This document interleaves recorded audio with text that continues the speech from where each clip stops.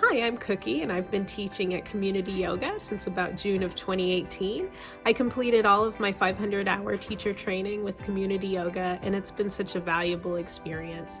I enjoy sharing yoga practices with many students, and I usually teach the Yoga Basics workshop about every 3 months for those who would like to get into yoga for the first time or maybe back to yoga if they've paused for a little while.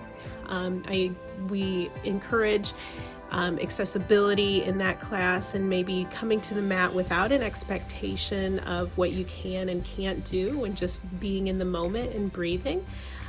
We also incorporate different breathing practices to help calm stress and relieve anxiety and maybe just help the mind rest in our day-to-day lives.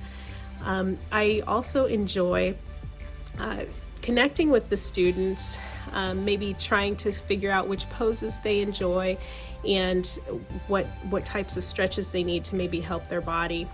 My encouragement for you is just give yoga classes a try.